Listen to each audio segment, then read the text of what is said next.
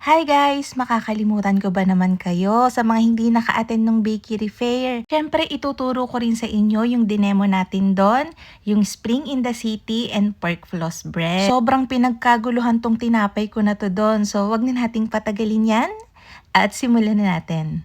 Sa mixing bowl, maglalagay ako ng 120 grams ng water, room temperature lang, 120 grams ng milk, 3 pieces ng egg yolks, so tumitimbang yun ng 50 grams, 120 grams ng sugar, 8 grams ng salt, and then nahaluin natin yan. After nating mahalo, tsaka natin lalagay yung 500 grams ng all-purpose flour natin. For 16 years, wooden spoon ng Pilmico lang talaga yung ginagamit kong all-purpose flour. Then, naglagay ako dyan ng 10 grams ng yeast. Ito yung yeast na ginagamit ko, Fermifan 2-in-1. Napapansin nyo, mataas yung sugar natin. Maganda tong yeast na to. Sugar tolerant na rin siya kasi nakakaya niya magpaalsa kahit matataas na sugar. So, naglagay din ako dyan ng powdered milk, optional, 30 grams. And then, naglagay din ako dyan ng Unisoft bread softener. Doon kasi sa dinemo ko, naglagay ako ng mashed potato. Ang target ko kasi tumagal siya up to 5 days na malambot. Gawa ng, dito ko yung ginawa, then biniyahe ko. Pero para sa replacement, pwede rin kayong malagay ng Unisoft bread softener. Legit talaga na nakakalambot. So, 3 grams lang yung nilagay ko. Then, minix ko yan dun sa mixer for 10 minutes. Kapag kaganyan na yung texture niyan, pwede na natin ilagay yung 110 grams natin ng butter. Buttercream Prime ng High Caps Marketing Corporation yung gamit ko. Then, minix ko yan up to 15 minutes pa or hanggang maging makinis na talaga yung dough nyo. Iba-iba kasi yung mixer. Sa Planetary, mabilis lang to. Pero nakikita nyo naman yung mixer ko parang bibigay na. So, ganyan dapat yung texture ng dough nyo. Makinis. And kapag ka nag-window pane kayo, nababatak nyo siya ng manipis na manipis. Ano yun? So, tatakpan natin to for 15 minutes para ma-relax yung dough. Syempre kasi Spring in the City, 'di ba? Papalaparin natin siya. So, para hindi siya masyadong lumalaban, kailangan nating i-rest yung dough. Dito sa dough natin, babawas ako ng 600 grams. So, yung total dough weight natin nasa 1,000 plus. So, babawas tayo dyan. Then, may matitira. Yun na yung gagamitin natin para dun sa pork floss bread. Yung pan na gagamitin ko para sa Spring in the City is 12 by 18. Hindi ko alam yung size nung taas niya. Pero, ito yung ginagamit din para sa mga jelly roll o sa mga Swiss roll. Yung ating mga pork floss bread naman, dinivide ko ng 50 grams each, then binilog ko na. Magta-timer ulit ako dyan ng 15 minutes. Iko-cover ko yung dough natin ng plastic para hindi siya ma-dry. Again, ginagawa natin yung pagre-rest para hindi na tayo mahirapan kapag papalaparin natin yung dough. Hindi na siya bumabalik or lumalaban. Matapang to eh. So, after 15 minutes, nag-dust ako dun sa table ko ng flour. Medyo madami kasi malambot talaga yung dough natin. And then, papalaparin na natin yan. Kapag ka nagpapalapad, mayat maya dapat yung angat. Kasi bumabalik pa rin at bumabalik yan. So, inaangat ko talaga siya ng inaangat para makuha ko talaga yung tamang sukat ng pan natin. So, make sure din kapag ka nag-rolling pin kayo, pantay yung kapal niya. Hindi yung manipis sa kabila, manakapal sa kabila. Kasi i-roll natin to. So, makikita at makikita nyo yan. So, kapag kaganyan na yung dough natin, malapad na, halos kasing size na siya nung pan, naglagay ako dyan ng dust ng flour. Ganito yung way para ma-transfer natin siya dun sa pan nang hindi na de-deform yung pinalapad nating size. Kasi, syempre, pag hinila mo yan ng buo, mababatak mo yung kabilang side, mababatak mo yung kabilang side, so ninipis. So, finold ko yan ng ganyan, then transfer. Tsaka natin siya ibubuka dun sa pan natin. Kung sakaling kulang, madali nyo na yung maipaplatche dun sa size ng pan. Anong platche? Basta yung ganun. Kapag nagsasalang kayo sa oven ng ganito kalapad, yung flatbread, ang tendency niyan, lolobo yan. So, may tendency na mag-crack. So, ang kailangan yung gawin, pwede siyang dutdutan ng mga tinidor, madami. Pero ito yung ginagamit ko, meat grinder yung na-search kong pangalan nito. Pero ito din yung ginagamit para sa pizza, para alam niyo, yung ginaganito din kasi yung pizza para nga hindi siya lumobo. Maganda to, parang 50 pesos lang yata yung bili ko dito. Napapantay din kasi niya yung mga sides na hindi pantay. So, try nyo bumili din. Ito namang pork floss bread natin, pwede nyo naman siyang gawing bilog lang. Pero ganito kasi talaga yung korte pagka mga nakikita kong pork floss. So, Binibilog ko siya ulit and then ginagawa ko siya ng ganyang shape. Madali lang to pagka nasanayan nyo na. So, ito na, i-rest natin to for 1 hour. Or depende pa rin sa temperature nyo yun. Kapag mainit, mas mabilis. Kapag malamig, mas mabagal. So, dito na tayo sa paggawa ng custard natin. Meron ako ditong 3 pirasong egg yolks. Naglagay ako dyan ng konting gatas, 30 grams ng cornstarch, 100 grams ng sugar, 1/2 teaspoon ng salt, then hinalo ko yan. Pagkatapos nun, tsaka tayo maglalagay ng 1 1/2 cup ng milk. Yung una nating nilagay, kasama na yon sa 1 1/2 cup o 375. Hinalo ko yan and then binuksan ko yung apoy. Niluto ko siya hanggang sa lumapot. Yung usual kasi na pork floss ay mayonnaise lang yung gamit. Pero pagka nilagyan nyo yun ng custard, hinaluan nyo yung mayo ng custard, sobrang sarap, naglalaban yung pagka-savory niya and sweet. Pero optional pa rin naman to. Kung gusto nyo mayo na lang yung ilagay, pwedeng mayonnaise na lang. Pero ako talaga gusto ko talaga ng custard mayo.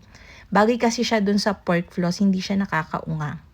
Pagkaluto nung ating custard, once na lumapot na siya, naglagay ako dyan ng vanilla emalco. Kung hindi nyo pa natatry itong vanilla flavoring na to, itry nyo. Matutuwa talaga kayo sa sobrang sarap at bango.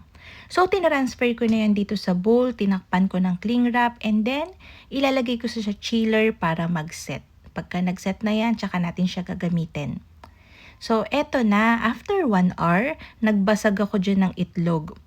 Ang gagawin natin kasi, lalagyan natin ng egg wash itong buong surface ng ating dough. Marami akong ginagamit talaga na egg wash dito as in kinakapalan ko kasi yung egg wash yung magsisilbing glue para hindi mangalas yung mga toppings na ilalagay natin sa ibabaw. Kapag hindi masyadong dumikit tong mga to, kapag ni-roll natin yan or naka-display na, magtatanggalan yan.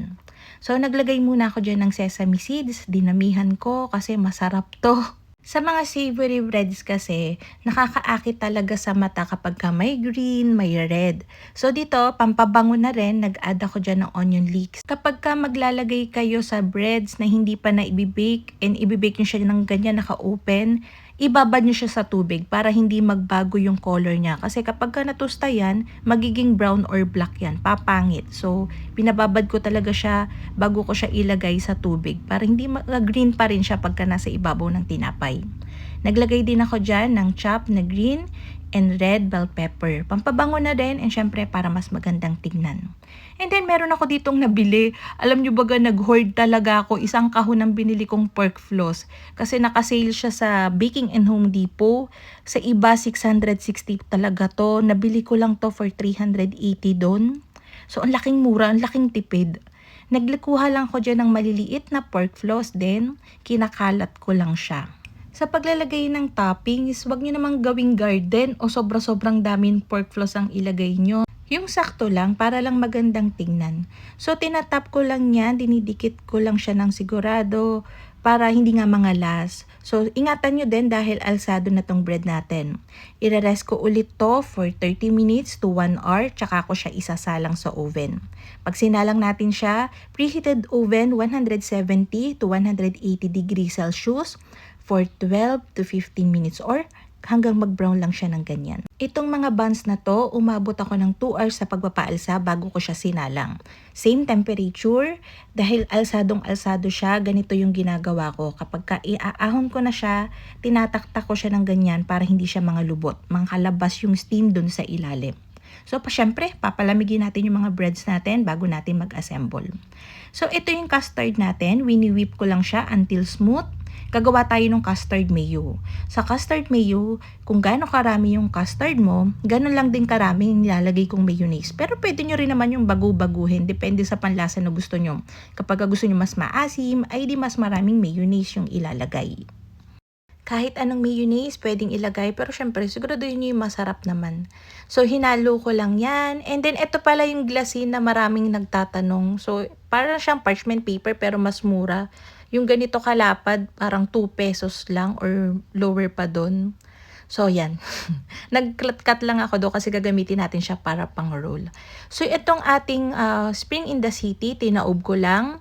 Hinati ko siya sa gitna. Nasa 42 cm to, so 21. And then, lalagyan ko yan ng mabababaw na cut. dyan. So, kahit gaano karaming cut naman, basta pagka ni-roll natin, hindi siya magbibitak-bitak, hindi siya mapupunit, para mas madaling ang i-roll. Naglagay ako dyan ng konting custard mayo, and then, i-spread lang natin yan evenly. Pwede pa kayo maglagay ng filling na pork floss dyan, pero ako medyo nauumay ako pagka sobrang daming pork floss.